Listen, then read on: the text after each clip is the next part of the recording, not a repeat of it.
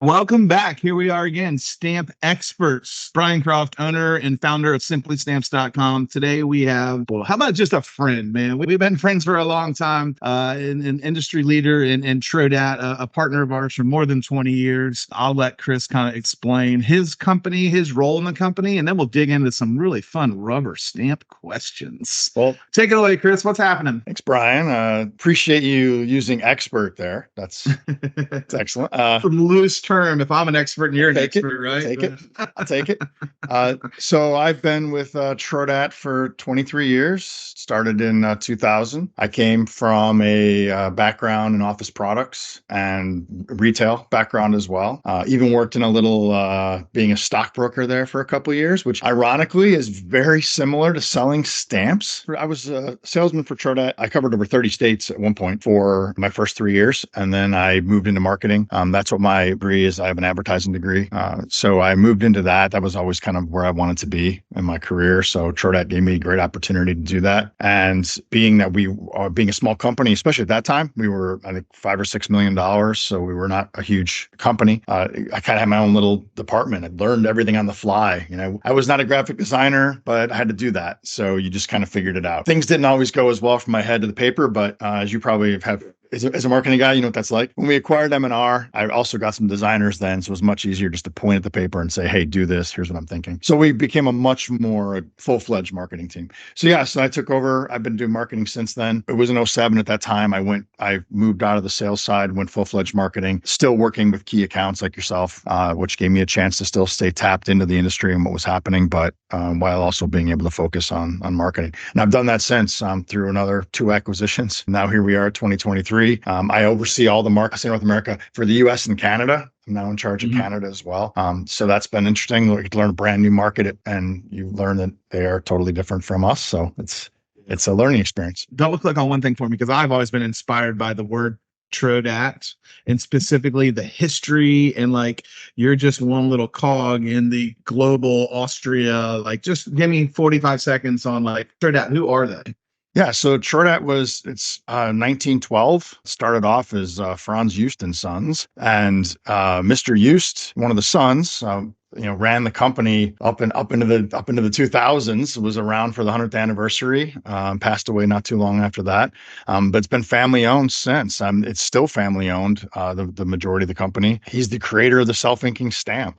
You get into the plastic self-ink. Yeah, absolutely. I mean, it's funny. We call him now. The Printy, of course, is our flagship stamp and has been.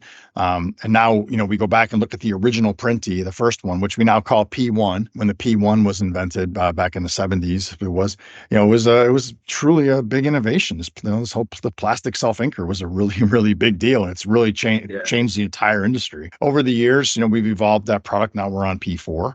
I think P4, I'd like to hope P4, I don't know, it has to go any farther. We're good at P4. Agreed. I'm sure it'll keep going. It's the very well stop, right? Whenever someone brings up P5, we all kind of get a little, no, please, don't change it.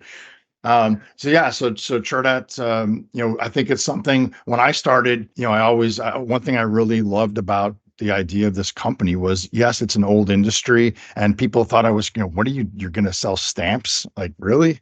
How long is that going to last? Well, I said 23 years later, I'm sure. So I think it's something that felt good. You were getting involved in something that was a company with a rich history. Even as we brought in, it's always this merging of cultures when you acquire another company. And I think Trodat has, we all have when you're meshing, each side has things have to come together. But I think Trodat culture, different ideas. Yeah. Trodat culture is very, pro-employee. I mean, especially in the US, when we get into our I work for Paul DiMartini, who I know you also spoken with. I worked with Paul for 23 years. So, and I think it's always about, family. It's about the company. It truly is. You hear that as cliches all the time, but really a lot of us have been together for a very long time. And I love it. All right. So I don't know. A week ago, I'm like, hey, Chris, jump on this like video thing, podcast, whatever the heck you want to call it with me. And so like any good lazy marketer these days, I went to ChatGPT. And I said, give me some top 10 questions we should talk about as a rubber stamp industry expert, right? And I shared them with you. And again, I don't know where the conversation takes us. I joke about ChatGTP and being a lazy marketer, but you and I, before we started recording the call, talked about like it's just a cool tool to allow us to think about it differently. I've been doing this 25 years, so I got 2 years on you, right? But we've been doing it a long time. And sometimes we use a cool piece of new technology to help us just think about it differently or get out of that brain lock that you kind of said. So, Yeah. I don't know. Let's jump into one of the first questions. Like, what is the latest trends or innovation in the stamp industry? Like, what do you think about that? What have you seen? Well, I think if you talk about technology, we go back to the last time you did this and, lasers and flash machines were the thing. And the truth is that's probably in terms of manufacturing technology, it's probably the last big giant leap I can think of in the industry, but it was revolutionary. I mean, that time you were making this leap, but now you can see where it's fully infiltrated the industry.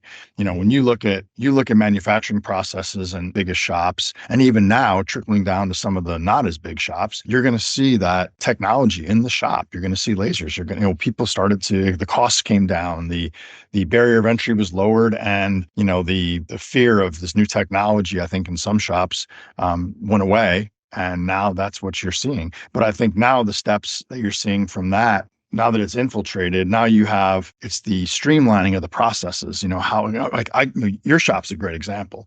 I mean, you can see the efficiency. You feel it when you're in your shop, from the video boards that document everything going on in real time, to the communication you see. I mean, it's very clear you're maximizing the things you have. And it's also clean. That's the other big step. Now is the change in the materials, things like the rubber. Not only do you get a great end product with it, but the process is cleaner. It's better for the employees. The filtering systems are better. People aren't just always running the filter out the wall and firing into the environment. They're actually using the charcoal filters.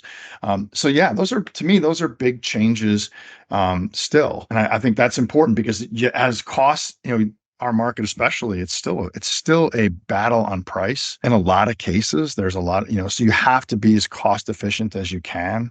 And I think, you guys are a great example of that. And you're seeing that across even now into the smaller shops. So I think that's a big change. It's funny you talk about technology and safe and environment and all that. When I first came into the business, there was a machine called the Ludlow, right? And my dad had this weird like timer where it turned on at 3 a.m. and it heated up lead to melt lead. And by the time we got there at 6 a.m., it was 500 degrees and it was like boiling with lead. I'm like, what is that, Dad? He's like, don't touch that. And of course, like Dad shows me his arms where it splattered on him and then like, holy cow, I can die making rubber stamps. So we did that for a couple of years. And I'm like, I don't know, man, we're getting away from that. And obviously we've evolved. And, the other thing I would say on innovations and being in this space for a long time, I think about it also from the design perspective, right? So let's rewind not even 10 years ago when like Instagram came out. And one of the cool things I personally liked and remembered about Instagram was all these cool filters. You can make your cool picture, do this or look like that. And then what we were able to focus on within our industry is like real time happening right now where I can take a picture of my dog. I can run it through a filter on Adobe or some other third party, and then I can make that into a stamp within 6 seconds, right? Yeah. That's kind of cool innovation. That's cool technology. Yes, absolutely. A couple of customers doing the same thing with teachers and making a cool teacher stamp and things like that. So when I look at trends, it is manufacturing, but it's also like I would have never thought we would be selling stamps with pictures of dogs on them, but people love their dogs, right? And people want to see a picture of their dog, right? So it's kind of fun. Well, no, and especially you talk about the evolution of even take a dog stamp. I mean, people were making stamps where, I love my Chihuahua and has your name and address on it, but it's a photograph of a generic Chihuahua. Like you said, now it doesn't have to be a generic photograph anymore. Now I can scan it, and the manufacturing technology has evolved to the point to where you can make that stamp. Yeah. I mean, in the old, on the older like old polymer machines or even in the Ludlows, you couldn't get maybe as fine a detail as you can now. And you can get into where you can basically stamp a pencil sketch. We just saw an example of a stamp in doing a Chinese museum, which is really cool. I'll have to send you the video, where they took 4926 or a professional, 1.5 inch by 3 inch size postcard stamp, let's say. Yeah. They have a whole stand where each stamp has a part of the image. So you go through and it's line art and you sketch, it's like 8 colors come together at the end to form like a little painting. So kind of a cool idea for something to put a product into a museum. Not only does it create awareness of the product, but it's also something really cool that people get to play with and use. Yeah. I've talked about this with other people on this series, but it's like, it's so funny to me because I've been doing this a long time. And the rubber stamp, if I want to have a conversation with somebody, I want to be real short. I'm like, yeah, I manufacture rubber stamps. And I usually don't ask more questions, right? If I want to have a deeper conversation, we talk about like the emotional connection of somebody when they see their small business logo for the first time. They dreamt 5 years ago about starting their own small business. They went somewhere online and found and designed their own logo. And then one of the first products they bought, which was $30 or so, was a logo stamp. This is the first time they've ever seen their logo like printed on a piece of paper. And that emotional connection with a silly little $30 product that we make, like that's one of the reasons I do it, you know? I love the connections that our product helps. Like it is an address stamp to me and you, but if you really double click on it, it's their first house this young couple ever bought. Like that's a big deal, you know? So I just think about fun things like that in the emotional part of our product. You know, there's a great classic movie that goes back for our age, which would be Steve Martin in The Jerk. And when he gets the phone book for the first time and sees his name in print, and it means he is somebody, you know. Yeah. And it's the sense of people love to see their name in print, you know. Yeah. Whether for me it's, you know, following my daughter's sports and seeing her name in an article online, seeing her printed, or seeing whatever. There's something about that visceral, like you said, there's just a reaction to it. You have an emotional bond. That's my name, that's my company, and here it is, and someone's made this for me, and yeah, it's very cool. And especially if you hand stamps out in a meeting, when you're first presenting stamps to a business that maybe never, even executives who are going to never really play with stamps. Oh my God, it's like a little toy, you know, click, click, click, Yeah. stamp it everywhere. So yeah, no, it's very true. And I think that's why stamps will always have a place. You know, it's something instant, something easy to use. It doesn't require training. Right. One of your questions on that list, not to jump ahead, but around, but you know, one of the questions was like, why are stamps still here? Like, what, you know, are they still going to be around? And you know, yeah, you're always going to see a consolidation or reduction in certain channels. You know, we've seen the check printers over the years, obviously, as things like checks decline, they're still there, still big, but you know, declines, or corporations or seals or different things like that. But a lot of times then those products become repurposed into other things. Like you guys do a lot of monograms, a lot of the fancy stuff. So things maybe we were doing corporate seals at one time become these fancy stamps. But we saw a lot of, I remember when the banks were eating everybody up, we were seeing people lose bank stamps because everything's going automated. We're going to do, you know, electronic stamps and everything. And I remember then because customers coming back later and being, yeah, we need to reorder those bank stamps. They discontinued because I found it was much easier to have teach their staff how to use that stamp than it was to train them on this.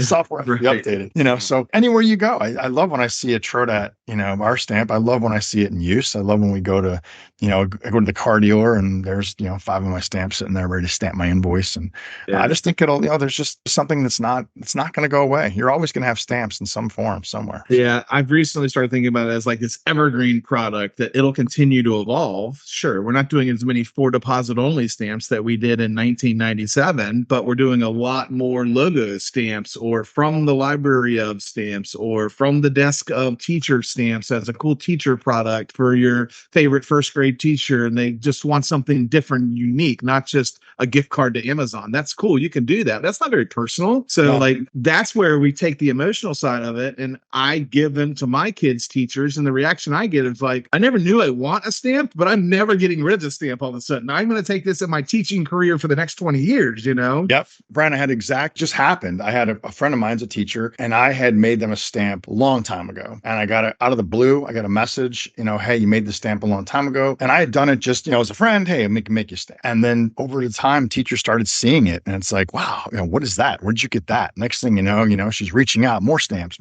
And, you know, I sent them some samples of just our little teacher stack stamp. And she's like, oh my God, I'm getting so much joy passing these around. Like the teachers will love them.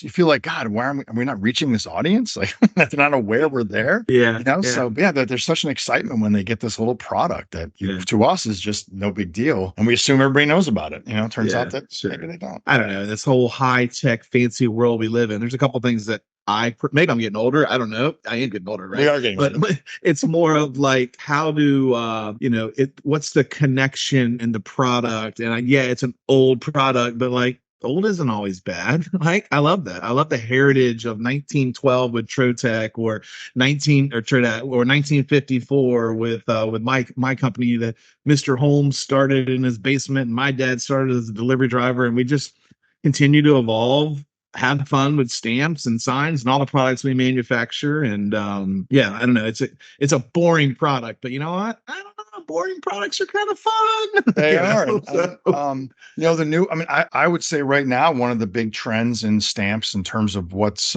being marketed is like the branding stamp.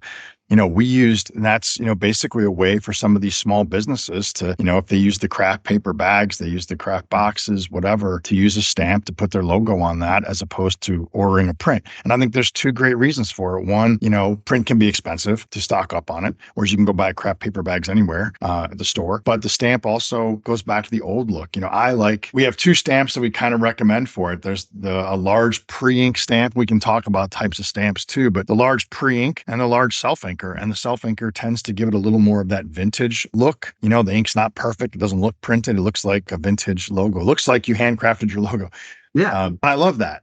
Some Sure. people don't. Some people want to you laser printed it, and that's great. Yeah. There's both options with stamps, which is great. That is one of the things we saw during COVID. We put out through our blog and our email. We offered our stamp makers, some flyers they could try with some of these local businesses when the curbside pickup was really going, and people needed a way to really communicate to shop local and order food and help these businesses stay afloat in a tough time for all of us. Yeah. So we came, that's kind of for us where it didn't really have a big traction before it, but since we've seen more interest in it. So yeah, that's the kind of thing. And I think that's where stamps, that's a great fit for a stamp. Small business supporting a small business. I think about it as well. And I've had a conversation with a lot of people in my career. Like, I didn't know I wanted a stamp until I had a stamp. And so I take that, and I'm a creative guy. You're way more creative than I am as well. I've been working with you for a long time. But from a creativity perspective, we're all in this life where I want to give somebody a gift, whether it's a teacher or whether it's my buddy that's been thinking about opening his business for 5 years. And he's finally got like, oh my gosh, I'm going to do it. I want to support him somehow. Right. And so again, I don't know if anybody's going to watch our little information, our little video here, but like, they should, they're missing out. Yeah. Right. Of course. I said, get creative here, man. Don't just send your buddy a thank you card with an Amazon gift card. Like, that's too easy. Right. Why don't you go ahead and find their logo on their website, save it down to your desktop, upload it to one of our websites on Simply Stamps or any of the, I love Simply Stamps. That's our site. But I'm just trying to promote the stamp world in general. Right.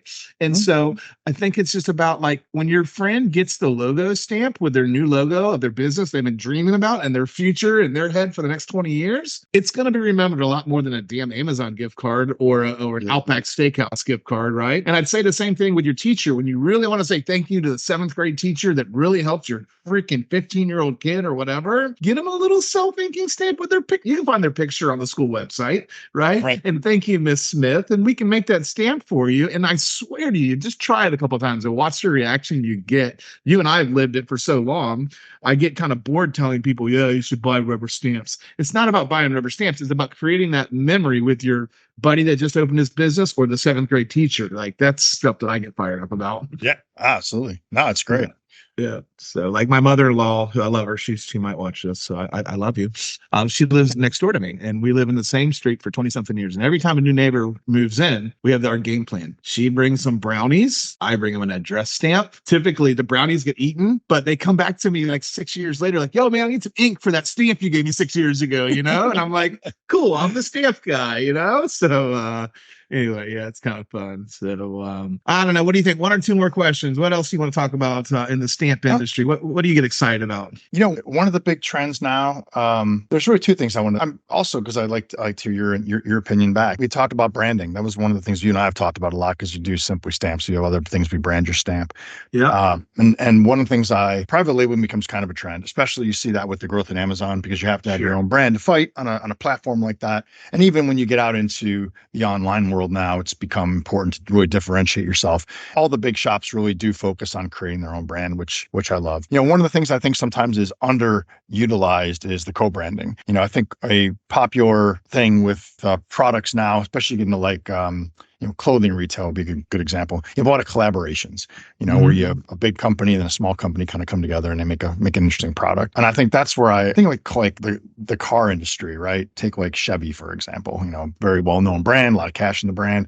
As a dealer, there's 10 dealers all selling Chevys in the same area. And anyone can go to any one of those places and buy a Chevy, but the dealer still needs that Chevy brand, to get the person in. And I think a lot of times you can look at that and say, you're not buying a Chevy, you're you're buying a Holmes Chevy, you know, whatever, to where it's a co-branded product. And I think there's opportunities there that you can have a private label, but I think also maximizing we feel like the Trodat brand, especially, we've spent a lot of effort to establish the brand. And I think all stamp brands have some level of cash in the US too. But I think that's a thing to really think about. How can you market both brands together to help you? You're not just selling a Trodat. I mean, they can go buy a Trodat anywhere, but they're buying a Trodat from SimplyStamps, they're buying a Trodat from Homes Custom, and that's an important thing.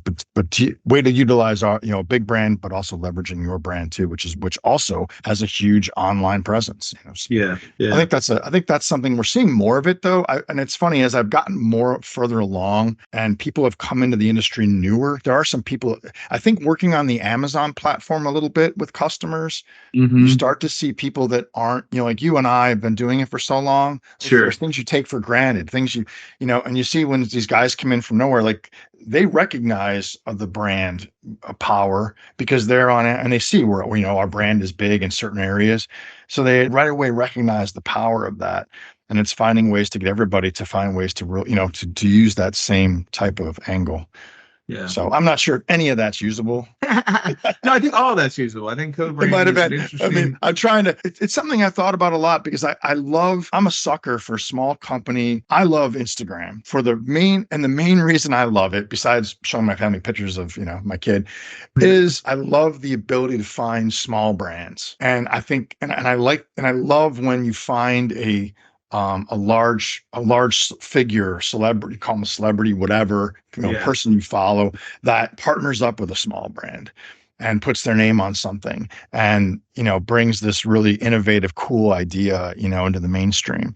And I think that's something that always appeals to me. And I look at stamps and think, God, there's how do you leverage that, So I think that's something that, to me, and you go back to technology, like you said, Instagram. I do love. You guys have one of the better social media presences in terms of the accounts and what you guys do, and I think that's cool. How do you use that to leverage brand power? Yeah, none of that's me. That's all of our amazing social media team that's just getting creative and having fun, putting new content out there. But yeah, I mean, we think about that a lot, right?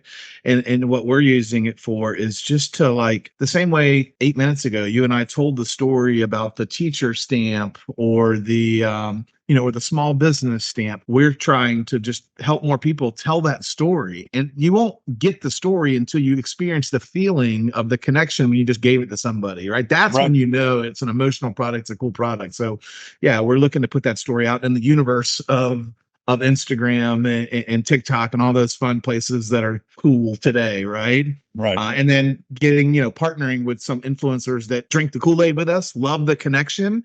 Yep. Then we're able to go, hey man, help share this connection, help share this emotion. This is dopamine before dopamine was really cool. That was created by Instagram and Facebook and all those, right? This was dopamine created in the 1900s when they're stamping things and really what happens when you see your name or your logo, right? So yeah, interesting. Well, interesting. It's funny. One of our markets, there was a stamp. They had a stamp they put out, and they did social media campaign with. This is over. I think they were might have been South Africa. Anyway, they did a campaign, and they had a product that they liked, and you got it out there. In the beginning, they were begging influencers to take it, kind of thing. It's like, hey, listen, can we give you this? Can we give you this? Can we give you this? Now it's like when the influencers now are coming to them, and it's like, well, do you have 20,000 followers? Well, yeah, maybe not. Yeah. So because people, if you can find a product that resonates, with that person and with that market, then you'll have them coming to you for it. And I think with the teachers, I think we saw some of that even with you guys, like with the hand washing stamps during COVID. I started seeing that video pop up, and you start seeing other people creating that product, and it starts appearing, where you created this sudden, little sensation in time. So I forgot about that product. That was a cool product. It was a cool product. People always ask, the one thing stamp guys always ask is what's the next product? It's big.